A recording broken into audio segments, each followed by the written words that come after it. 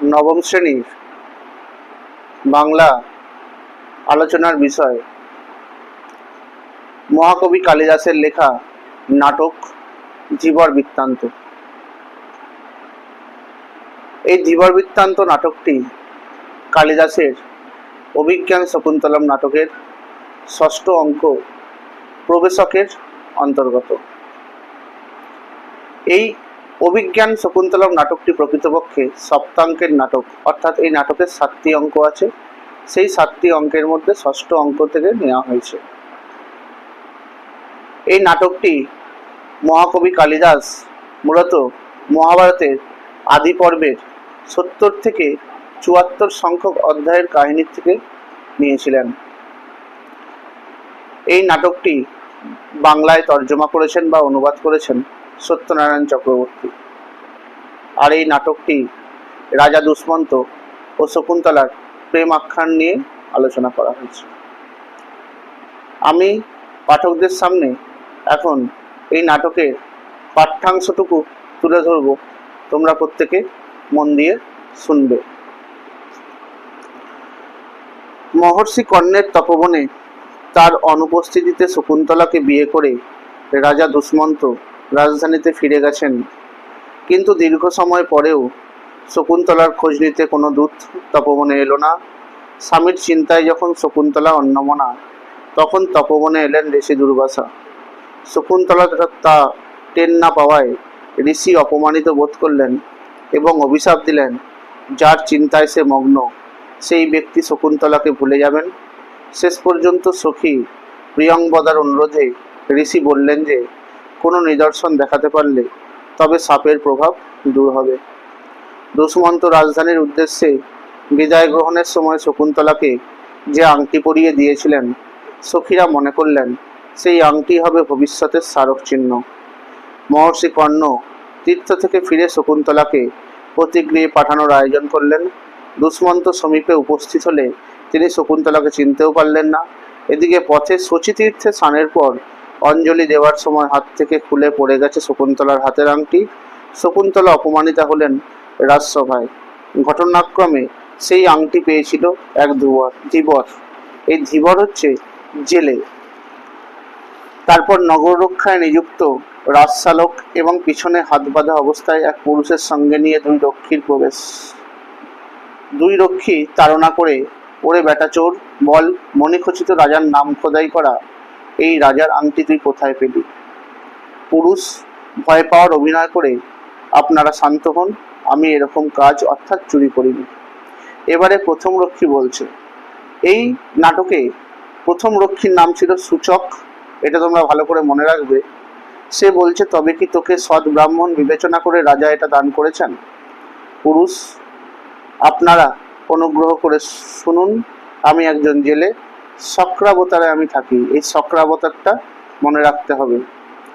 দ্বিতীয় রক্ষী, বেটা বাটপার, আমরা কি তোর জাতির কথা জিজ্ঞাসা করেছি? শ্যালক, সূচক, একে পূর্বাপর সব বলতে দাও, মধ্যে বাধা দিও না। ঠিক এরপর দ্বিতীয় রক্ষী, অর্থাৎ দ্বিতীয় রক্ষী বলতে তার নাম ছিল জানুক। তাহলে প্রথম রক্ষীর নাম সূচক, দ্বিতীয় রক্ষীর নাম জানুক। এবার দুই রক্ষী একসঙ্গে বলছে, তা আপনি যা আদেশ করেন, বল কি বলছিলি? পুরুষ, আমি জাল, বড়শি ইত্যাদি নানা উপায়ে মাছ ধরে সংসার চালাই। শ্যালক হেসে, তা তোর জীবিকা বেশ পবিত্র বলতে হয় দেখছি। পুরুষ, শুনুন মহাশয়, এরকম বলবেন না। যে বৃত্তি নিয়ে যে মানুষ জন্মেছে সেই বৃত্তি নিন্দনীয় হলেও তা পরিত্যাগ করা উচিত নয়। নিন্দনীয় শব্দের অর্থ ঘৃণ্য। বেদজ্ঞ ব্রাহ্মণ স্বভাবে দয়াপরায়ণ হলেও যজ্ঞীয় পশুবধের সময় নির্দয় হয়ে থাকেন।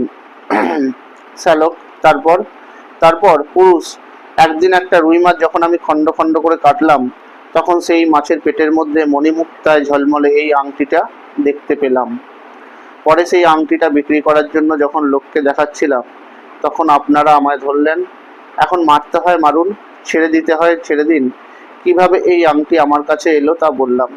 শ্যালক, জানুক, এর গা থেকে কাঁচা মাংসের গন্ধ আসছে, এ অবশ্যই গোসাপ খাওয়া জেলে হবে।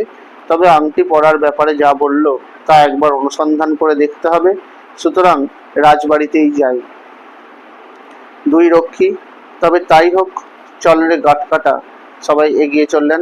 শ্যালক, সূচক, সদর দরজায় সাবধানে এই চোরকে নিয়ে অপেক্ষা কর।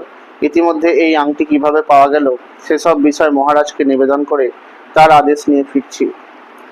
দুই রক্ষী, আপনি প্রবেশ করুন। মহারাজ এ সংবাদ শুনে খুব খুশি হবেন। রাজশ্যালক বেরিয়ে গেলেন। প্রথম রক্ষী, আমাদের প্রভুর দেখি খুব বিলম্ব হচ্ছে। দ্বিতীয় রক্ষী, আরে বাবা, অবসর বুঝে তবে না রাজার কাছে যাওয়া যায়। প্রথম রক্ষী, জানুক, একে মারার আগে এর গলায় যে ফুলের মালা পরানো হবে তা গাঁথতে আমার হাত দুটো এখনই নিষ্পিস করছে। জেলেকে দেখিয়ে দিল। পুরুষ অর্থাৎ জেলে বলছে, মহাশয় বিনা দোষে আমাকে মারবেন না। দ্বিতীয় রক্ষী তাকিয়ে দেখে, এই তো আমাদের প্রভু মহারাজের হুকুমনামা হাতে নিয়ে এদিকে আসছেন। হয় তোকে শকুনি দিয়ে খাওয়ানো হবে, না হয় কুকুর দিয়ে খাওয়ানো হবে। সেই সময় রাজশ্যালক প্রবেশ করেন। শ্যালক, সূচক, এই জেলেকে ছেড়ে দাও। আংটি পাওয়ার ব্যাপারে এ যা বলেছে তা সব সত্যি বলে প্রমাণিত হয়েছে। সূচক, তা প্রভু যা আদেশ করেন। দ্বিতীয় রক্ষী, এই জেলে জমের বাড়ি গিয়ে আবার ফিরে এলো। জেলের হাতের বাঁধন খুলে দিল। শ্যালক, শ্যালককে প্রণাম করে, পুরুষ, প্রভু আজ আমার সংসার চলবে কিভাবে? শ্যালক, মহারাজ আংটির মূল্যের সমান পরিমাণে এই অর্থ খুশি হয়ে তোমাকে দিয়েছেন। জেলেকে টাকা দিলেন। পুরুষ প্রণাম গ্রহণ করে, প্রভু অনুগৃহীত হলাম। সূচক, এ কি যাতা অনুগ্রহ! এ যে শুল থেকে নামিয়ে একেবারে হাতির পিঠে চড়িয়ে দেওয়া হলো।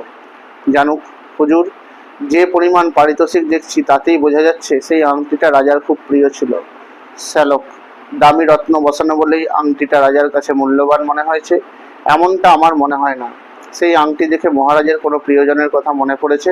সম্ভবত গম্ভীর প্রকৃতির হলেও মুহূর্তের জন্য রাজা বিহ্বলভাবে চেয়ে রইলেন। সূচক, তাহলে আপনি মহারাজের একটা সেবা করলেন বলতে হয়। জানুক, তার চেয়ে বল, এই জেলের সেবা করলেন। জেলেকে হিংসায় ভরা দৃষ্টিতে দেখলেন। পুরুষ, জেলে, মহাশয় এই পারিতোষিকের অর্ধেক আপনাদের ফুলের দাম হিসেবে দিচ্ছি। জানুক, এটা তুমি ঠিকই বলেছ। শ্যালক, শোনো ধীবর, এখন থেকে তুমি আমার একজন বিশিষ্ট প্রিয় বন্ধু হলে।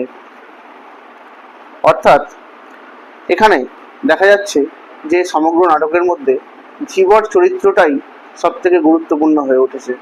তাকে প্রথমে কিন্তু বিনা দোষে বা বিনা কারণে গ্রেপ্তার করা হলেও পরে কিন্তু সে নির্দোষ প্রমাণিত হয়েছিল এবং রাজা তাকে উপহারস্বরূপ সেই সমান মূল্যের অর্থও দান করেছিলেন।